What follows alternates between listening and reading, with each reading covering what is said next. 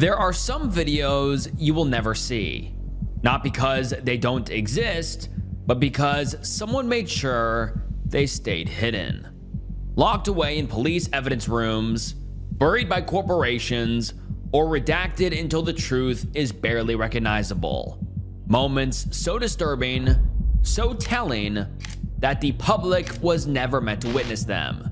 Today, we're diving into some horrific lost media, but not the kind you're thinking of. These aren't missing films or forgotten broadcasts. These are real events, murders caught on camera, and disappearances tied to evidence that vanished. Make sure you like the video and subscribe to the channel. And let's get into it. Stephen Griffiths. It's a cool night in Bradford, England, on June 22nd, 2009. It's a Monday. Most people are winding down from their first day back at work. They only want to go out if they really need something. Otherwise, they want to stay bundled inside with their family. And Susan Rushworth was no different. She had just moved back in with her mother and was using the opportunity to spend quality time with her. She had struggled the last 10 or 15 years of her life, following a brain hemorrhage that caused epilepsy. Susan fell into a severe drug addiction, and to fund that, she began a life as an intimate worker on the streets of Bradford. But in early June, she began to turn her life around. She was a mother of 3 and a grandmother, even though she was only 43. In all that time, she knew that she had a life beyond the streets, just waiting for her. For 5 weeks, she had been 100% sober from her drug of choice. This is when she moved back in with her mom and felt hope for the first time in a while. Not just hope, but a sense of normalcy. She could feel a more stable, secure, and safe way of living. And so on June 22nd, she was one of those people who were having a relaxed night in. But tonight, she also really needed something. I don't know the specifics, but Susan needed medicine of some sort. Thinking she'd be gone for only an hour or two, she hopped on the bus and started towards the pharmacy. And at some point along the way, she ran into Stephen Griffiths. Stephen was born not far outside of Bradford, in a city called Dewsbury. By this point, though, he resided in Bradford as he went to university there. He was enrolled in a master's program in criminology. He seemed like a normal, intelligent, and friendly guy. And when he met Susan, he told her that he was an aspiring photographer, that he was inspired by her, and actually wanted to photograph her. He was creating a series of pictures of women lying on his bed with their backside up in the air. These would supposedly go up in an art gallery exhibit. I feel like a lot of people would be creeped out, or at least cautious, by this offer, but he was pursuing his masters. He seemed smart, charming, and very ambitious. And for Susan, the idea seemed interesting and maybe even a door for her. An opportunity that could offer her a new life. If this Stephen guy was who he said he was, and in a way, he was. He was a student, and in a way, he was kind of a photographer, but it's not what he said. It's what he didn't say. What Susan didn't know is that Stephen came from a very troubled childhood. There's actually not a lot of information other than that when he was very young, he had a habit of watching his mother have intimacy with many different men in their garden. Yeah, doesn't really point to having a happy adolescence. Neither does the fact that when he was 17, he attempted to shoplift at a local supermarket. When he was caught, he cut the cashier's face with a knife, then added more to his record years later when he held a knife to a girl's throat. For what? I'm not sure. But he was convicted and jailed for both. And when he was in prison, he confessed to having a fascination with serial killers. Not just that, but also a dream of following down that path. Yeah, he really did say that out loud. He let everyone know that was his goal in life, to become a murderer. So that begs the question, is he studying criminology to work in criminal justice, or to better understand the mind of the people who commit the crimes? And on top of that, and more importantly, is it just pictures he wants of Susan? Well, like in any good horror movie, this can only be described as a scene where you yell at the TV screen and beg for the main character to not open the door. The one we all know the killer is behind. No matter how much we want Susan to go get her medicine, get back on the bus, and go back to her mother, that's unfortunately not what happens. She ends up in Steven's apartment, and it's there that Steven tries his hand at what he's been infatuated with for so long. He murders her with a crossbow for some reason. Then, to make it more vile and disgusting, he dismembered her and ate some of those parts that he removed. The evidence for this came from traces of blood that were later found in Steven's apartment. But it would be a while until that was discovered, and Susan's body was tragically never found. And without that evidence, it would be another year before Steven was outed as the monster that he is. And it would be another year until he struck again. On April 26th, 2010, he lured Shelley Armitage into his apartment, using the photographer excuse like he did the last time. Like Susan, Shelley also struggled with addiction. But soon before the 26th, she had gotten a puppy, who she was obsessed with. She loved the puppy, and it was something that she would slowly change in her life for. But while she thought she would only be leaving the dog for a couple of hours that night, the two never got to be together again. Shelley fell into the same fate as Susan, except this time, Steven wanted to document his work. After murdering her, again with a crossbow, he filmed and narrated the process of dismembering her. And if you thought it couldn't get any more sickening, he also spray painted on her back, "My S slave," all while saying, "I am the Ven pariah. I am the bloodbath artist. Here's a model who is assisting me." It's blood boiling that these innocent women, both full of potential, had to meet this disgusting creature. Someone that killed them in such a disgusting way that no one but himself should endure. But people like that never stop. And on May 21st, 2010, he went prowling the streets for another person to trick back into his apartment. This time, it was Susan Blammers. Yet again, a woman who was out on the streets after a couple hard years and a struggle with addiction. At this point, it's obvious that Steven has a pattern, and it's not a coincidence. He's finding women who are in vulnerable positions. They all have extremely difficult lives and don't feel like they have many options to create better for themselves. And all of them were intimate workers at this point, which means they find themselves in sketchy situations often. But more often than not, those times worked out fine. In a way, they were kind of used to creepy men. While it may not have seemed like Steven was the nicest guy, he seemed like the rest of them. A little weird, but not a murderer. And like the rest of them, Steven tried to take advantage of Suzanne. But unlike everyone else, she didn't fully buy into what he was selling. Maybe at first she did, but at some point on the way up to his apartment, she had a gut feeling she needed to leave. But it wasn't that simple. She tried to leave, peacefully at first. But when that clearly wasn't an option, she made a run for it.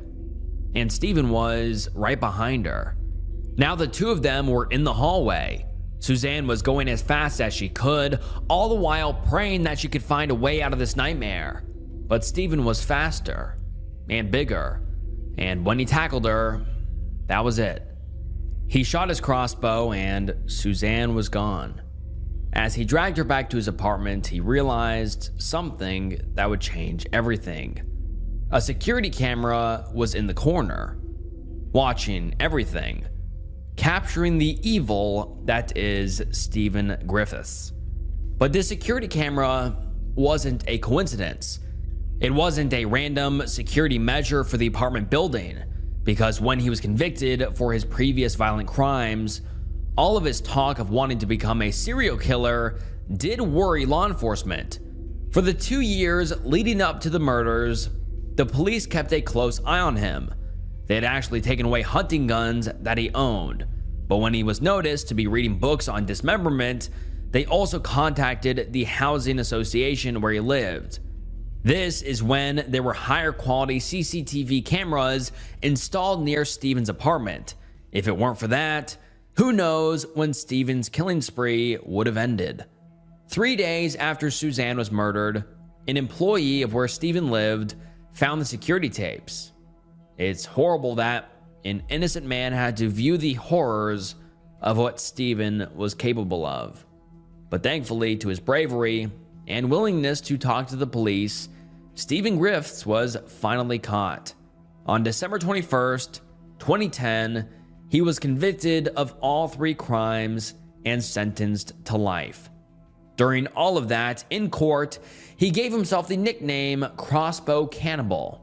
What's behind that persona, though, is just a sick and disgusting man. While relieving and uplifting that some justice was finally served for these victims and their families, what's chilling is that there may be more to his past than these 3 women. When he was arrested, he confessed to killing a total of 5 intimate workers, which means there's 2 unaccounted for. One of these is possibly a woman named Rebecca Hall. Her body was found only 870 yards from Stephen's apartment, and she wasn't a stranger to him. He actually had her over often. Police had many reasons to believe that the murder was connected to Stephen, but he was completely quiet when he was questioned, and that's how he's remained. Although he admitted to the 5 killings, he won't talk to the police anymore on pretty much anything. So what we know is pretty much all we know. For now, unless Stephen decides to open his mouth, other information or victims are completely lost to us and law enforcement, the same way that all the footage of the murders of Shelley and Suzanne are. The videos and photos he took of Shelley were found on a phone he left on a train, and it did get circulated around when it was sold twice, but whoever ended up with it that second time gave it over to the police, and that's where it's remained since. The CCTV footage of Suzanne has been partially released. NBC News broadcasted some footage of him flipping off the camera after he discovered it was there, as well as him chasing her down the hall. But all film and pictures of the actual event are not available. But honestly, I can't say it's something I'd want released. Stephen Griffiths is an evil man, and the things he did to those women are revolting. It turns my stomach to even imagine it. Like the apartment building employee, it would be traumatizing for most to watch. It's not something the public needs to see. Stephen will rot away the rest of his life in a jail cell, and all proof of what he did to Susan, Shelley, and Suzanne will also rot away with the police, or better yet, destroyed forever. Daniel P. Dukes. Thousands of killer whales reside in the waters of Iceland. Today, they get to freely roam the North Atlantic Ocean, living peaceful lives in their families, otherwise known as pods. But this wasn't always life for an Icelandic orca. From 1975 to 1989, there were about 64 whales captured for the purpose of being placed in aquariums all over the world. You probably know one of them, Keiko from the movie Free Willy. He was taken in 1979, but he was actually released back into his natural habitat in 2002. But some whales didn't quite get that level of stardom, or the happy ending that plays at the end of Free Willy. Meet Tilikum. Tilikum was captured in 1983 at the age of 2 years old. What was an average day turned into a nightmare. Most likely either hunting, socializing, or playing, he was living his normal, everyday whale life. Until all of a sudden, his world exploded. Boats came speeding around him and his family, chasing them into shallow coves. And as they were quite literally being cornered, the peaceful and natural sounds of the ocean suddenly turned into chaos. The people above him were sending explosives into his home to disorient Tilikum and his family. And it was Tilikum they were after. Young calves were often targeted in these captures, and he was no exception. And while orcas are extremely intelligent creatures, the violent nature of this kidnapping was not something they could fight. Tilikum was taken. His mother chased the boat for miles and miles, exhausting herself, all the while crying out for a baby, crying until she couldn't anymore. But the boat kept going and going until eventually Tilikum couldn't hear his mom anymore. He spent about a year at an aquarium in Iceland until being moved to Sealand of the Pacific in British Columbia. Here he was forced to perform tricks in exchange for frozen fish. All the while, he was being kept in an extremely small tank with 2 other female orcas. None of the whales had the adequate space they needed, which led to tension in the enclosure. Tilikum's roommates were just as miserable with the situation and took out their anger on him, harassing him all night. He was often seen with thousands of open cuts all over his body. Luckily, this torture for him only lasted a year, until he was moved to a somewhat better living situation. He was sent to SeaWorld in Orlando in 1992, where he would be a breeder. But like I said, this was only a somewhat better situation. Here, he didn't have other orcas bullying him all day, but it still wasn't the Atlantic Ocean. It wasn't even close. In his natural habitat, he would dive up to 1,000 feet and sometimes travel 140 miles a day. At SeaWorld, his tank was at most 34 feet in depth. For comparison, a bowling lane is 60 feet. That's right, a bowling ball can travel more than an orca whale. It's outrageous. And while Tilikum may have done his job as a breeder, fathering 21 calves, he was in hell. All of his natural instincts and needs were suppressed. He was thousands of miles away from his family and spent most of his time isolated. He was miserable. But on July 6th, 1999, there was one man that wanted to try and change that, become friends with Tilikum, maybe even have his own magical Free Willy experience. This man was Daniel P. Dukes. Daniel was from South Carolina, and how he ended up in Orlando isn't really known. He was sort of a drifter, moving from place to place. He lived on the outskirts of society, actually residing at a Hare Krishna temple at the time.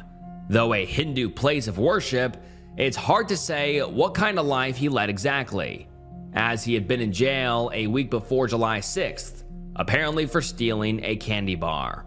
Although, what's more questionable are his decisions the night he met Tilikum.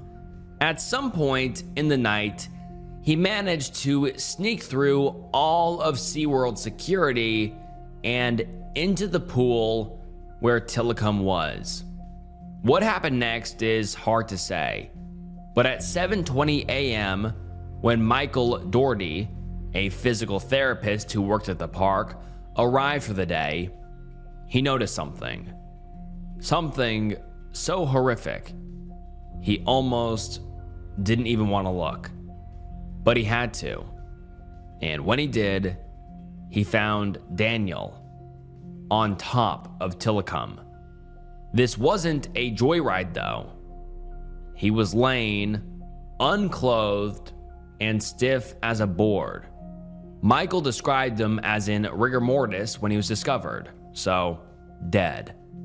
Once Daniel was examined by a coroner, it became clear that he sustained many injuries before and after his death. The autopsy is long and I won't go into all of it, but Tilikum really messed him up. So much so that an employee who was witness to this aftermath said, "The body that I observed had no clothes and I could not be identified if the body was male or female." And keep in mind, Daniel was completely unclothed. So it's no mystery how he died. Obviously, his bright idea of going for a swim with a wild animal who's now in captivity was not the smartest. But what I and many other people don't understand is, how did Daniel even manage to get in there? SeaWorld is a huge operation, a company that employs people overnight for the specific purpose of watching the orcas 24/7. This was done to prevent exactly what happened with Daniel. Yet somehow, this guy managed to get around all surveillance tapes and security just to take a swim. I mean, I know the guy is good at stealing candy bars, but this feels a little bit different. But it's impossible to know how he got in, because SeaWorld says that they have no security camera footage at all. Now, orcas can't smell, but I can. And I can smell that bullshit from a mile away. There's no way on this planet that one of the largest aquariums that's holding a 12,000-pound killer whale doesn't have a camera watching the tank. If that was the case, they're absolute idiots. Because apparently, the security themselves couldn't actually, keep the park secure. Unless, of course, that part of their story is also made up. It's speculated that Daniel was found earlier than 7:20 a.m., and if so, that he was found alive. Why would they lie about that? Well, because they're clearly the ones to blame for all of this. Like, obviously, Daniel shouldn't have gotten in the tank with Tilikum, but he was just some random guy with no knowledge of orcas. And I know I've mentioned Free Willy a million times, but it may have played a part. At the time, the public image of orcas was that they were friendly animals that saved boys from drowning. This may have been the experience Daniel was seeking out. Sure, some more thought into what he was doing would have probably saved his life, but an even better precaution would be a security guard, or a gate, or anything that kept him out of the park completely. And as for Tilikum, by 1999, he had been captive in his tank for 7 years. 7 years of forced breeding, performing for screaming crowds, and swimming in circles. Tilikum, among other orcas, are not naturally aggressive animals. Any violence that he exhibited was from the frustration that had been building since the moment a literal bomb dropped in the ocean and exploded his life. But honestly, he may not have even come at Daniel with aggression. He may have been bored. Orcas are naturally very playful, and the amount of stimulation that SeaWorld gave him wasn't even close to what he needed. He may have seen Daniel as his toy, unaware that his version of playing was actually dangerous for someone so small in comparison. Tilikum is not a murderer, it's a wild animal. Despite all of this, SeaWorld paints the story in such a way to fault anyone but themselves, especially by making Daniel out to be an unstable pothead who went in with bad intentions. There was even a marine mammal trainer, Rick O'Barry, who made clear his beliefs on the whole thing, making it clear that Daniel was not malicious, but probably fascinated by Tilikum. And Tilikum wasn't a villain himself. Quote, "I think the whale probably pulled Daniel down, held him underwater. I don't think they know how often we breathe. The problem is that the whales have nothing better to do. They're bored. We literally bore them to death. It's like you living in the bathroom for your life. I don't think anyone could have said it better. But despite the backlash, even from marine animal experts, SeaWorld never takes accountability. In fact, 11 years later, a trainer died while handling Tilikum. Dawn Brancheau had been working with him during a live show in the park when he grabbed her and pulled her into the water, causing her to drown and also endure blunt force trauma that led to her death. But still, even with all the acting out and the obvious turmoil that poor Tilikum was in, he was forced to return to performing a year later. And that's how he remained living until his days until 2016, when he unfortunately died due to a bacterial infection. What's tragic about his death is that now he had no chance of escaping his tank and going back home. But no matter how heartbreaking it is, SeaWorld still holds orcas captive for the purpose of entertainment. And at the same time that they suffer in their tanks, any possible footage of Daniel P. Duke's death remains lost. Although there are confirmed pictures of his body being carried around by the whale, taken by park employees for reference. However, the photographs and the surveillance footage, if it exists, have yet to surface, as these are more than likely being held by the FBI, never to be given out for an official release.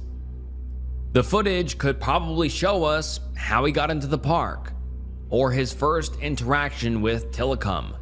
Was he pulled into the water like Dawn? Or did he get in himself? Did he call for help? Did anyone notice him fighting for his life? But as long as the company or the FBI keeps it hidden, we will never really know what happened on the night of July 6th, 1999. Danielle LaRue. It's the mid-80s in Kamloops, British Columbia, a city so rich with scenery and beautiful landscapes, it's easily a hub for outdoor activities. Residents and visitors spend the days mountain biking, hiking, skiing, or whatever other adventure they can find. It's a place bubbling with excitement, energy, joy, but not everyone is living this picture-perfect life. And for two foster children who just recently moved back to Kamloops, Norman Jr. and Kim LaRue couldn't be further away from all of that. The two children were born from a line of hereditary chiefs of the Neskonlith Native American Band, located in the Shuswap district in Kamloops. Their father, Norman Sr., was where that hereditary line ended, because his election as chief was overturned due to voting irregularities. That reasoning seems vague, and while I can't find any more information on it, the details of Norman's life may have played a part. He was born on a reservation and ended up being sent to a Native American residential school, a boarding school designed to integrate Native American children into European/Canadian culture. If it sounds wrong, it's because it is.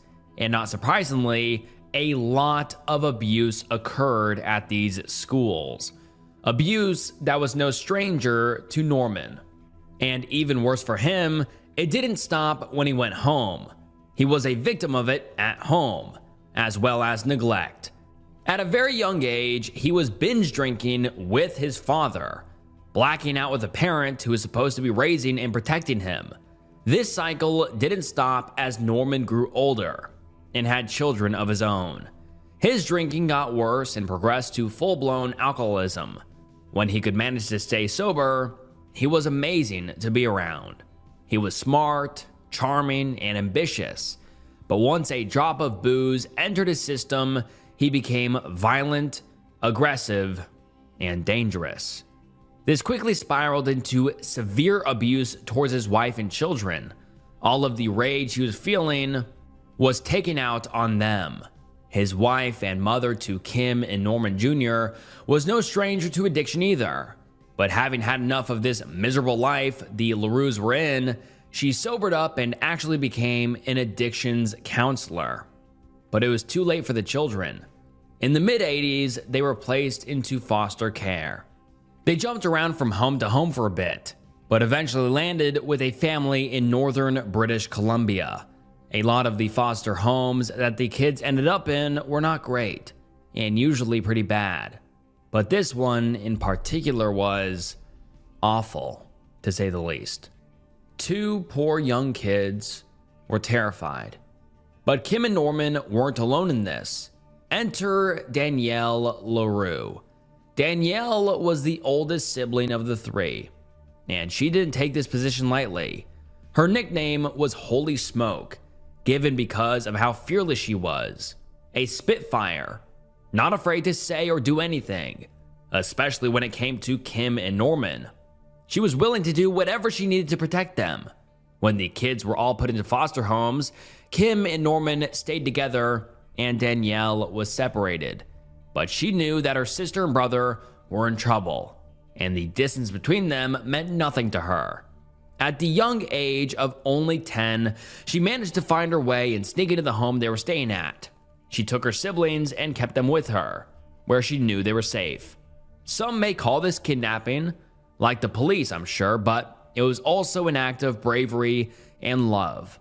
Eventually, with pressure and force from police, Danielle gave up her siblings back to the foster family. Her fight was strong though, and it shows how much her siblings meant to her. But there was only so much she could have done. Eventually, she had to escape the abuse she was under in her own foster care. After her father was convicted of a murder in 1989, Danielle was on the streets, barely a teenager. She managed to survive out there as an intimate worker. Emphasis on barely. Life was beyond hard this way. Haunted by her past and tormented by the present, Danielle had to find ways to cope with how much pain she was in. Following the footsteps of addiction that Norman Sr. had placed before her, Danielle turned to drugs. It's tragic and heartbreaking, but not hard to imagine why she felt this was her last resort. The only way out of the hell she was living in. Kim, who also eventually followed this same trajectory, describes that experience in a way I think Danielle would have agreed with, and why she couldn't escape it.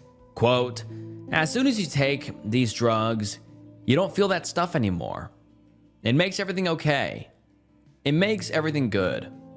That's something that's hard to walk away from." And Danielle wouldn't deal with it. She didn't want therapy. She didn't want rehab. She always said, "I have time to straighten my life out later." But for Danielle, there was no later. Any opportunity to create a better life was passing her by. Instead of moving forward in any way, she only spiraled more and more downwards. Eventually, this led her to the downtown east side in Vancouver. Kim says, "Everybody knew that once you went to the downtown east side, you were done. You were either going to be dead or in jail. Those were the only exits you had. It's like a big black pit with stabbings and ODs. It's crazy down there. Nobody cares about anybody but themselves and their next fix." Well, Danielle managed to survive for a while, but Kim's bleak illustration of the east side was not wrong. Someone can only last there for so long. At some point, you have to get out. And if you don't escape into jail, well, there's only one other way out. And when the police reported Danielle missing on May 12th, 2003, that's the first explanation that comes to mind. But the police don't jump to any conclusions, or if they do, they share very little about it at the daily press conference that day. All they say is that someone anonymous has reported her missing.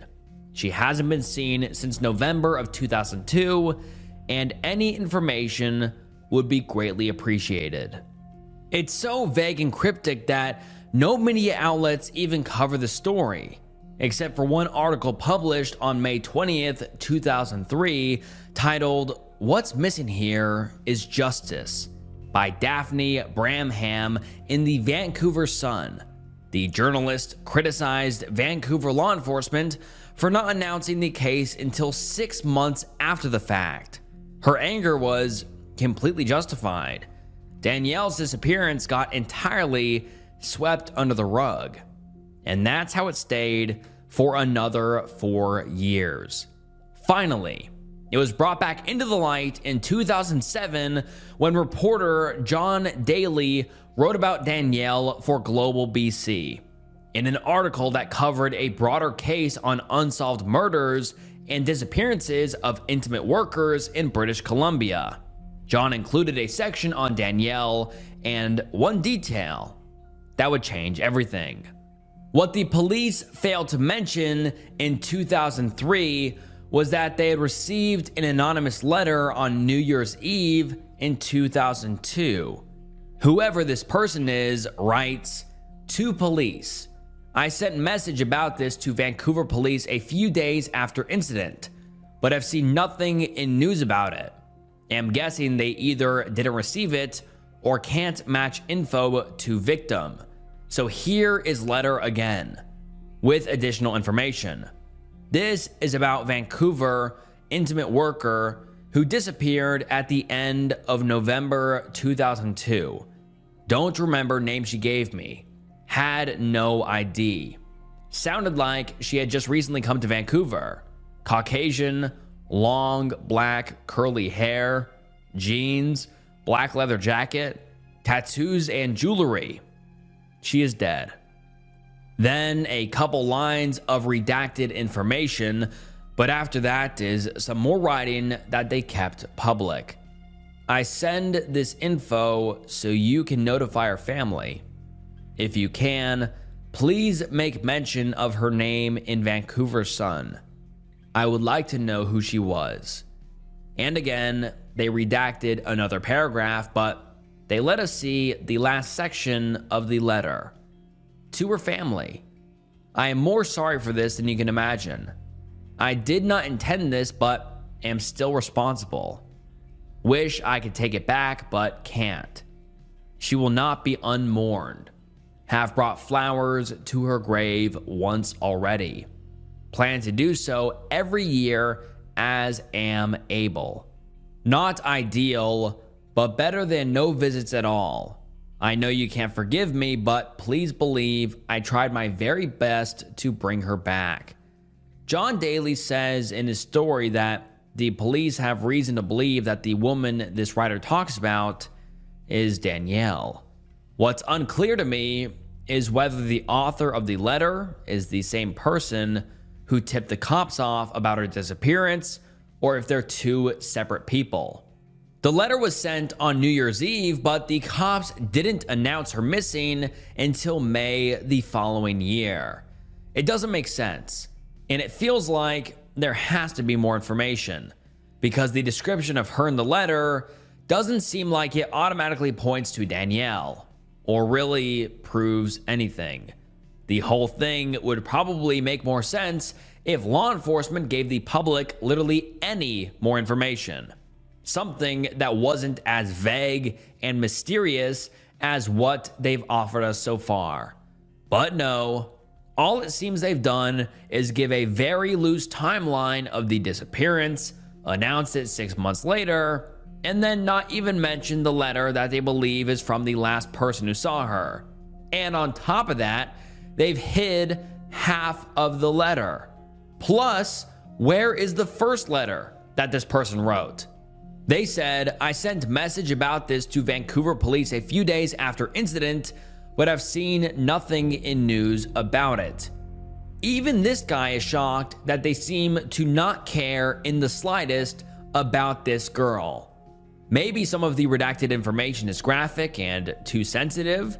Maybe Danielle's family didn't want it released, which is something I can live with. But otherwise, this is a missing persons case, and giving the residents of Vancouver all information that they have may help, find her or at least find closure for the family, but we'll never know why those couple of paragraphs have been removed, or if it would be useful in finding Danielle.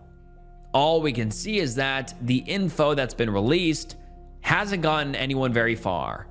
On the website VP Cold Cases, a website the Vancouver police made for unsolved crimes, there's a case still open for Danielle. It was last updated on August 22nd, 2016, 14 years after her disappearance. 14 years of heartbreak for Norman Jr. and Kim LaRue. But Kim doesn't hold out much hope. She knows the devastating outcome for most people that are as deep in addiction as Danielle was, and thinks that's ultimately where she ended up. Quote, "I can't say that anything could have saved her. When you're abused to the extent that she was, I don't think anything could have helped. It's tragic that someone as brave and loving as Danielle had to endure such a brutal life with a cruel end. But the resilience that she did have, and the love for her siblings, lived on in Kim. Despite her certainty that no one makes it out of the downtown east side, that's exactly what she did.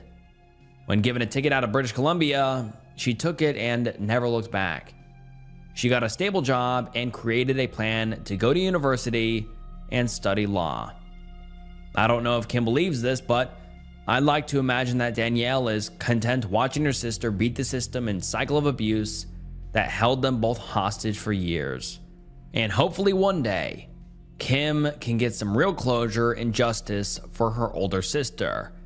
And we are still just left wondering, what was blanked out from that letter? Did anyone have access to the original letter? Why wasn't it publicized? And why was it hidden for months before finally being announced? And hopefully we get the letter uncensored one day, but from the looks of it, it doesn't seem like we will ever see the fully uncensored letter. And alright guys, that wraps up some horrific lost media. I hope you found today's video interesting. If you did, please leave a like down below and subscribe to the channel. It helps more than you know. And also leave a comment down there. I read every single comment, so I appreciate every single comment. It really does mean the world. And I just want to say thank you so much for watching. That just means more than you know. And this was Snook, and I'll see you next time. Bye.